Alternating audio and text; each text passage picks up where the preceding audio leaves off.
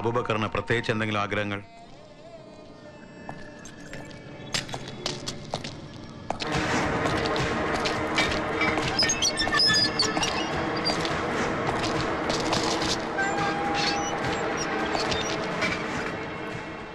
അബൂബക്കർ, എന്തെങ്കിലും ആഗ്രഹങ്ങൾ?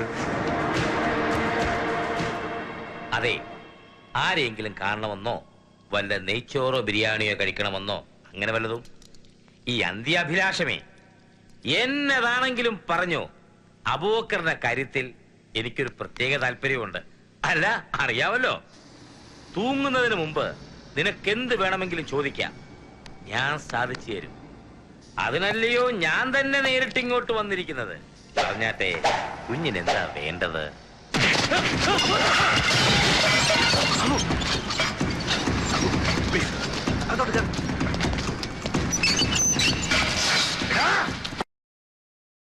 കഴിവേറ്റും വരെ നിന്നെ ഞാൻ വെച്ചേക്കത്തില്ല. This is brutal and quite unnatural. നിങ്ങൾ ജയിലിൽ ഐ ജി ആയിരിക്കാം, പക്ഷെ ഇവിടെ ഇങ്ങനെ ഒരു സീൻ ക്രിയേറ്റ് ചെയ്യാനുള്ള അധികാരം നിങ്ങൾക്കില്ല. പിന്നെ എന്തിനീ ഫോർമാലിറ്റീസ് ഒക്കെ? You just take your gun and shoot him.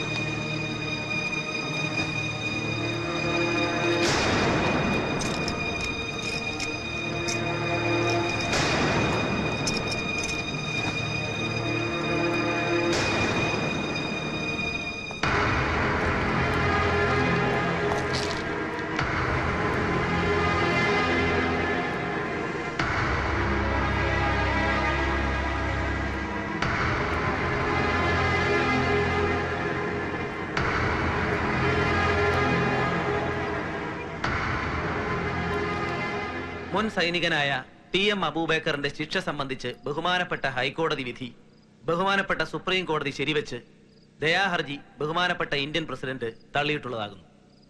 ഹൈക്കോടതി വിധി പ്രകാരം കടലുണ്ടി പഞ്ചായത്ത് തളിയൂർ അംശം ദേശം തട്ടാങ്കൊല്ലിയിൽ മുഹമ്മദ് സാഹിബ് മകൻ ടി.എം. അബൂബക്കർ എന്നയാളുടെ വധശിക്ഷ 2000 ആണ്ട് ജനുവരി 15 പുലർച്ചെ 5:30 നടത്തേണ്ടതാകുന്നു.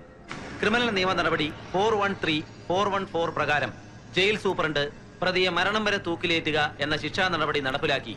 ആ വിവരം ഈ കോടതിയെ ബോധിപ്പിക്കേണ്ടതാണ്.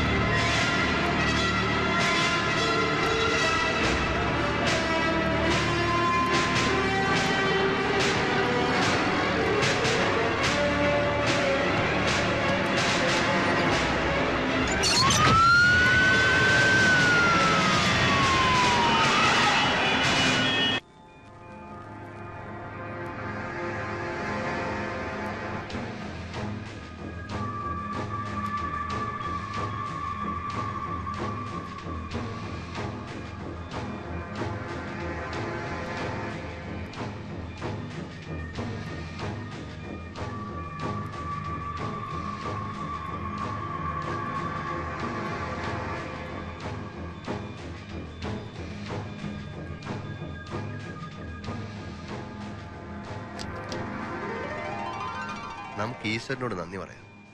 ഇയാൾ രക്ഷപ്പെടും. It's A miracle.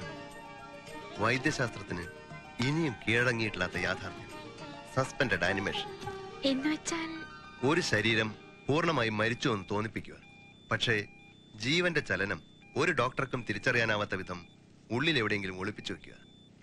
അത്ഭുതമെന്നൊക്കെ പറയാവുന്ന ഇതുപോലുള്ള സംഭവങ്ങൾ ഇതിനു മുമ്പ് ലോകത്തുണ്ടായിട്ടുണ്ട്. എനിക്ക് വിശ്വസിക്കാനാവുന്നില്ല. വിശ്വസിച്ചേ പറ്റൂ. നീതിപീഠത്തിന്റെ ചരിത്രത്തിൽ ഇതിനു മുമ്പും ഇത്തരത്തിലൊന്ന് റിപ്പോർട്ട് ചെയ്യപ്പെട്ടിട്ടുണ്ട്. വർഷങ്ങൾക്ക് മുമ്പ് ബ്രിട്ടനിൽ യാ ശിക്ഷ നടപ്പാക്കി കഴിഞ്ഞ് വൈദ്യപരിശോധനയിൽ പ്രതിക്ക് ജീവനുണ്ടെന്ന് തെളിയുന്നു. അത് പിന്നീട് വലിയ നിയമപ്രശ്നമായി. അതിനുശേഷമാണത്രേ വധശിക്ഷയുടെ വിധിന്യായത്തിൽ അൻറ്റിൽ ഡെത്ത്, മരണം വരെ എന്ന വാക്കെഴുതി ചേർത്തത്. ഏതായാലും എനിക്ക് വേണ്ടി ഡോക്ടർ ജോൺ ചെയ്തത് വലിയൊരു ഉപകാരമാണ്. ഒരിക്കലും ഞാനത് മറക്കില്ല. താൻ എന്നോട് നന്ദി പറയാണ്. എല്ലാ കാര്യങ്ങളും എനിക്കറിയില്ലേ. ആ, ഇയാളെ ആംബുലൻസിൽ നിന്ന് എടുക്കുമ്പോൾ ആരെങ്കിലും ശ്രദ്ധിച്ചോ? ഫേസ് ക്ലോത്ത് കൊണ്ട് കവർ ചെയ്തിരിക്കുകയായിരുന്നു, അതുകൊണ്ട് ആരും കണ്ടില്ല. ഇതിനകത്ത് തൽക്കാലം മാലതി അല്ലാതെ മറ്റാരെയും കയറ്റണ്ട, സിസ്റ്റേഴ്സിനെ പോലും.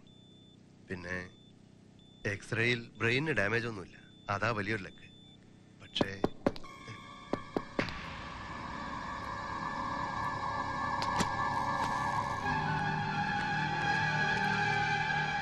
ദേവി അവിടെ നിൽക്കും.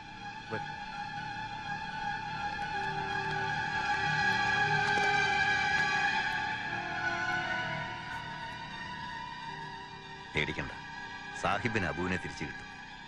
അവൻ അപകടനില തരണം ചെയ്ത് കഴിഞ്ഞു. നന്ദിയുണ്ട്, പെരുത്ത് നന്ദിയുണ്ട്.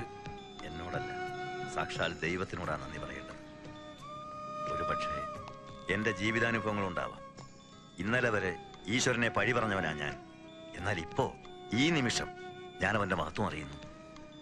മരണത്തിൽ നിന്നും അബുവിനെ ഇവിടെ വരെ എത്തിച്ചത് അവനല്ലെങ്കിൽ മറ്റാരാണ്? അൽഹംദുലില്ലാ. കൊലക്കയറി നിങ്ങൾ എന്റെ മോനെ രക്ഷിച്ചു എന്ന് ഇപ്പോഴും എനിക്ക് അങ്ങോട്ട് വിശ്വസിക്കാൻ കഴിയുന്നില്ല. കൊലക്കയറി എന്നല്ല ഞാൻ രക്ഷിച്ചത്. തൂക്ക് കഴിഞ്ഞ് കൃത്യം 35-ാം മിനിറ്റിൽ അബുവിന്റെ ബോഡി എന്റെ ടേബിളിലെത്തി. ബന്ധുക്കൾക്ക് വിട്ടുകൊടുക്കുന്നതിന് മുമ്പ് മരിച്ചു എന്ന് ഡോക്ടർ സർട്ടിഫൈ ചെയ്യണമല്ലോ. മരവിച്ച മനസ്സോടെ ഞാൻ അബുവിനെ പരിശോധിച്ചു. പൾസ് ഡെഡാണ്. പക്ഷേ ഹാർട്ട് ബീറ്റ് നോക്കി ഞാൻ നടുങ്ങിപ്പോയി. അബുവിന്റെ ഉള്ളിൽ ജീവൻ അവശേഷിക്കുന്നു. വളരെ വളരെ നേരത്തെ ഒരു നെഞ്ചിടിപ്പ്. ഇനി നിമിഷങ്ങൾക്കകം മരണം സംഭവിക്കാം. ഒരു നിമിഷം എന്ത് ചെയ്യണമെന്നറിയാതെ ഞാൻ പകച്ചു. ഭാഗ്യത്തിന് അബുവിന്റെ പോസ്റ്റ്മോർട്ടത്തിന് സാക്ഷിയായി വന്നത് ദാസായിരുന്നു. അബുവിന്റെ നിരപരാധിത്വം അറിയാവുന്ന ദാസും രണ്ടും കൽപ്പിച്ച് എന്റെ കൂടെ നിന്നു. എന്റെ മനസ്സ് പറഞ്ഞത് ഇത് ദൈവഹിതമാണെന്ന്. നിരപരാധിയായ അബുവിനോട് ഈശ്വരൻ കാണിച്ച കാരുണ്യം. പിന്നെ വൈകിയില്ല. പെട്ടെന്ന് തന്നെ ഫസ്റ്റ് എയ്ഡ് കൊടുത്തു. അബൂബക്കർ മരിച്ചു എന്ന് സർട്ടിഫൈ ചെയ്ത് ബോഡി വിട്ടുകൊടുത്തു. പിന്നെ അങ്ങോട്ട് ഇവിടെ വരെ ജീവൻ പണയം വെച്ചൊരു കളിയായിരുന്നു. ജീവൻ തിരിച്ചു കിട്ടുമെന്ന് എനിക്ക് ഒരു ഉറപ്പുണ്ടായിരുന്നില്ല. പക്ഷെ ഇപ്പോ ഒരായുസിന്റെ സുഹൃതം ഞാൻ അനുഭവിക്കുന്നു. എന്റെ അമ്മുവിന്റെയും ആയിഷയുടെയും ഒക്കെ ആത്മാവിന്റെ പ്രാർത്ഥനയായിരിക്കാം അബുവിന്റെ ഈ പുനർജന്മം. സാഹിബ് അപ്പുറത്തെ മുറിയിലോട്ടിരുന്നോളൂ. അബുവിന് ബോധം വീഴുന്നത് വരെ ഞങ്ങളോടുണ്ടാവും.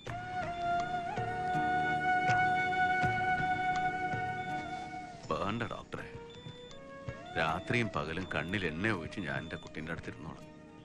എന്റെ മോന്റെ കണ്ണൊന്ന് തുറന്നു കിട്ടിയാൽ മതി. കണ്ണു തുറക്കും, അങ്ങ് വിഷമിക്കണ്ട.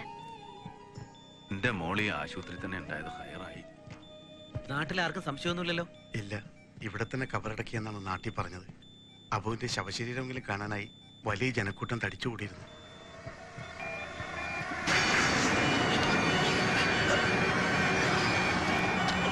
Abu, Abu, relax, relax. You are all right. Abu, നിങ്ങൾക്കൊന്നും സംഭവിച്ചിട്ടില്ല. നിന്റെ കഴുത്തിൽ ഇപ്പൊ കുരുക്കില്ല. നീ ഇപ്പൊ ആശുപത്രിയില്ല. നിന്റെ ബാപ്പയും ഞങ്ങൾ എല്ലാവരും അടുത്തുണ്ട്. ദേ നിന്റെ ബാപ്പ. മോനെ അബു,